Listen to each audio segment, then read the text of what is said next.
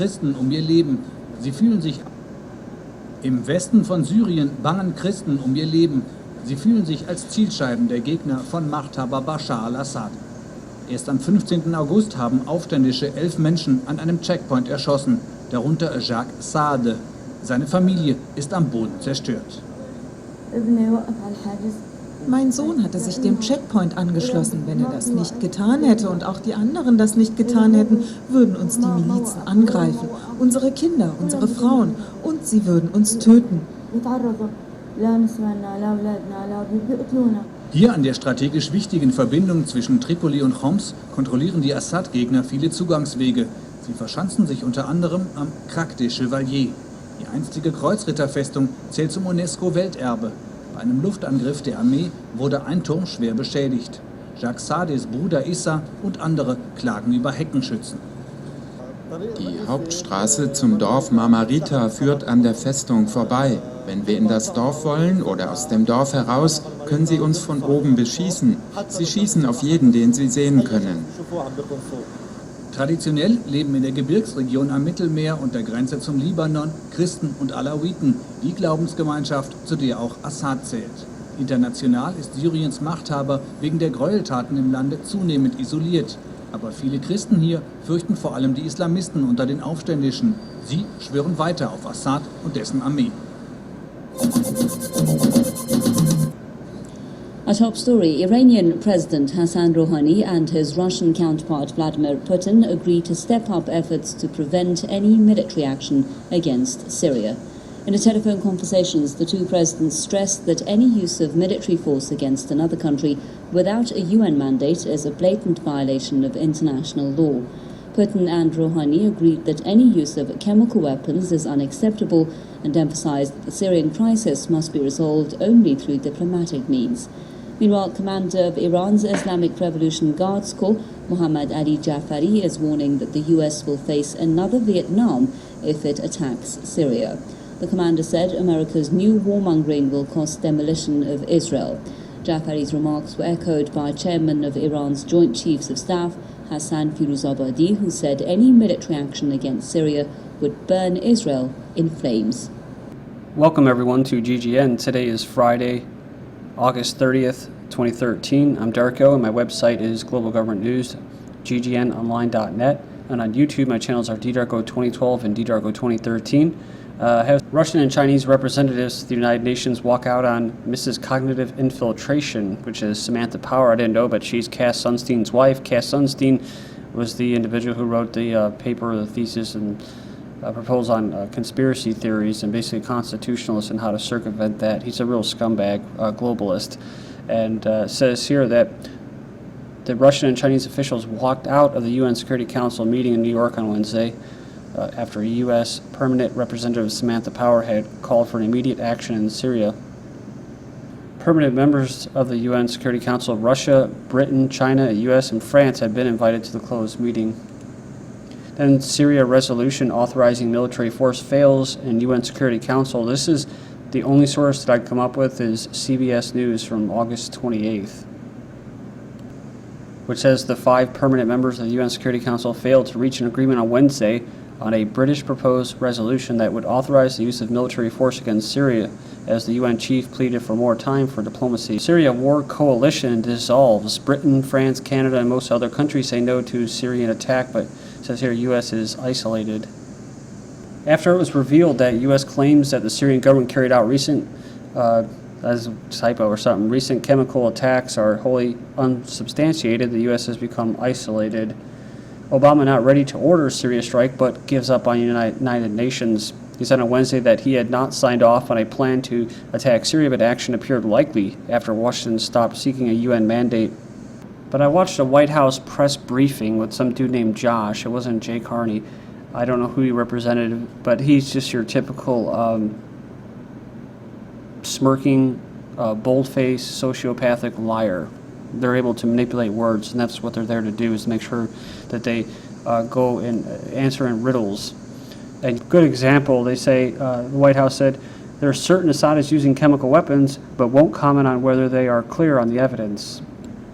He said all of the politicians have seen it, including global leaders, looked at it, He said he's not in a position to release the intelligence assessment. He tells reporter to get intelligence assessment, which of course is classified. So you see what I'm saying? Typical rhetoric, but just to see if they do carry this out. He says, we're here to protect our national interests. That's not the people's. That's the corporations and Zionists that are occupying our country. He says the international norms, he kept using that to protect the international norms of the international community. Maybe that's international Zionism, international global banking, scamming, I don't know, but business as usual. He said regional allies, which was interesting, was he referred to Turkey.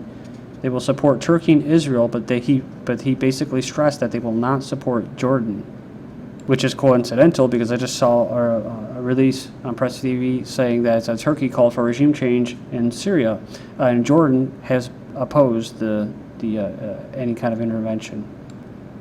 And kind of finish it up here about that press release or press session, the White House. Basically, the journalists were trying to grill him to get answers out of this guy.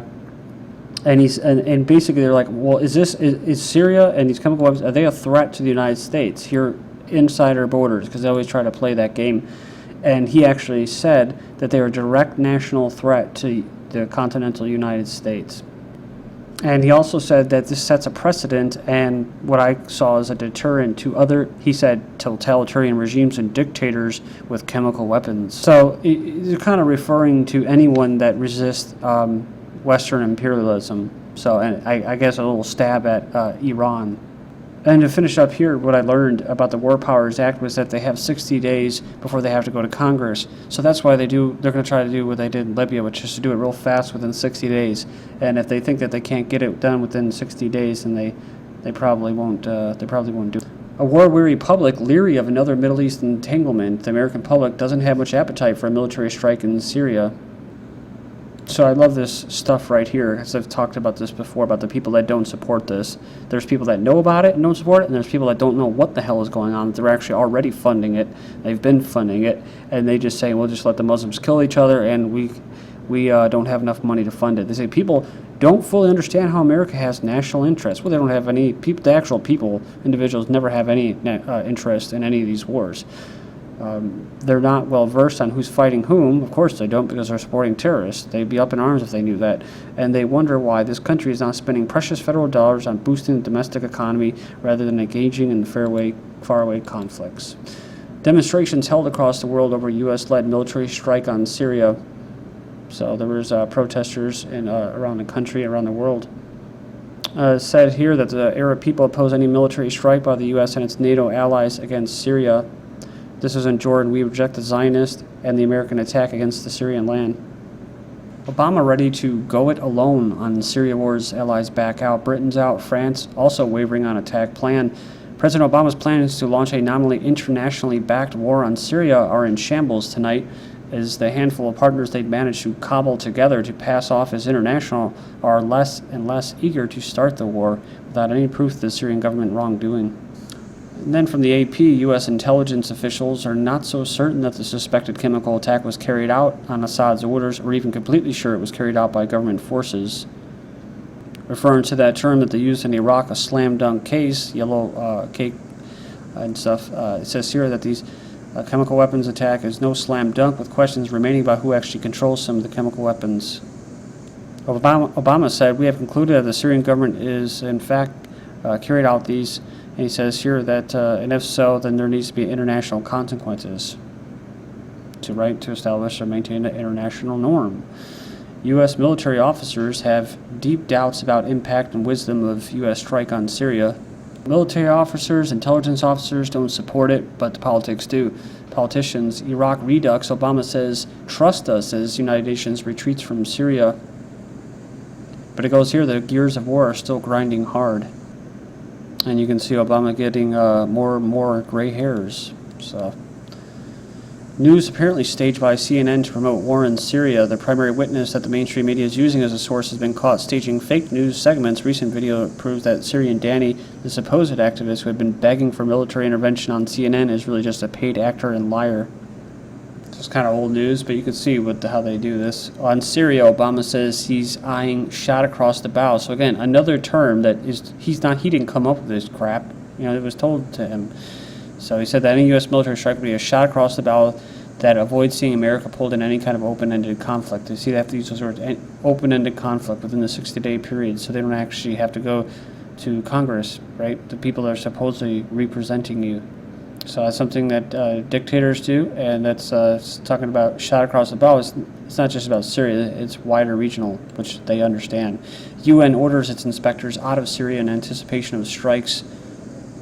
U.S. threats to launch airstrikes within days trigger demand by Ban Ki-moon for early assessment of inspectors' findings. Better be careful they don't get shot by the United States and UK-backed snipers. It says here, Bandar Zionist lobby partnering to maneuver Obama into prolonged war with Syria. It says here that he's developed relationships with 5 presidents. Also, he was about invading Iraq in 2003, and in the 80s he was deeply involved in the Iran-Contra scandal. And of course he's been supplying arms and training to the terrorists. The UK could still launch strikes on Syria without UN approval. So this is what it seems like. They're going to go ahead and do this without UN approval, which, again, I want to make this quick point. A sovereign country shouldn't have to go to a global international, quote, political body to get get permission to carry out an attack. So it's kind of you have to see it through as far as that. The United Nations did absolutely nothing and were playing political footballs with Syria when they wanted them to go inspect the last 2 chemical attacks by the rebels, but they didn't. So, they have no legitimacy. So these 2 maps show just how much Western power is surrounding Syria right now. We just covered about how these planes from the UK are in Cyprus. Of course, you have NATO, you have missile shields in Turkey. In Jordan, they have a huge buildup, and of course, you have Kuwait. But you have what, 5 ships, Mediterranean over there, and then of course, the UK has a fleet of aircraft carriers and destroyers. Of course, you have Bahrain, Qatar, UAE, Saudi Arabia. So U.S. Navy-guided missile destroyers in the Med are within range of Syrian targets, but on the other side, the Syrian air defense system is very robust, as Stratfor notes. With 54,000 personnel, it also is twice the size of former Libyan leader Muammar Gaddafi's air force. So here's all of Syria's naval bases, and probably the S-300, S-400, and probably the other magical secret weapons. Then here are all the Syrian Air Force bases. Of course, U.S. Air Base there, U.S. Air Base there, and if they really wanted to, they could use Iraq, and then they have Jordan. The U.S. deploys 5th warship near Syria. It says it's here, armed with cruise missiles. Also, Russia denies its Mediterranean naval redeployment is linked to Syria. Say it's part of a planned rotation. It said Sunday that Russia should have 5 or 6 vessels permanently deployed in the Mediterranean. Then Syrian army moves Scud missiles to avoid strike. So they removed several Scuds and dozens of launchers from a base north of Damascus to protect weapons from a Western attack, they said. Commander of the Iranian Al-Qud brigade said to U.S. soldiers, prepare your coffins before setting foot in Syria. He said that the countries, here the Arab countries, are sent to heaven and they will be the graveyards of Americans. So the eldest son of Syrian President Assad, I guess he's 11 years old, described America's army as cowards with a new technology who claim themselves liberators, saying that even in the event of a land invasion of Syria, Western forces will never destroy these remnants and little bits of resistance. It's who we are. We were born to fight and resist. Does Obama know he's fighting on al-Qaeda's side? If Obama decides to attack the Syrian regime, he has ensured for the very first time in history that the United States will be on the same side as al-Qaeda. From 7 hours ago, Syria, napalm-like burns after school attack. People suffering from napalm-like burns have been speaking of an attack in which a plane apparently dropped an incendiary bomb on students in Syria. So the video posted on the internet is said to have come from an account associated with the rebel group in Aleppo. So there you go. So 7 people dead and 50 wounded. Again, they're going to blame it on the government for attacking civilians, when again that's the modus operandi for the rebels, for the terrorists. Maybe it was out of a plane. Maybe it was a Western plane. Remember back in March in 2013, a report says Syrian officials claim chlorine saline mix used in Aleppo attack against civilians. So that's probably what's happening again now. UN has testimony that Syrian rebels used sarin gas, and this was from May 5th, 2013. Syrians claim Saudi supplied rebels behind chemical attack. The big proof that they're using is 100 YouTube clips by the terrorists. They claim the Syrian opposition does not have the capability to fabricate, so it must be true, right? This is GGN. Thank you.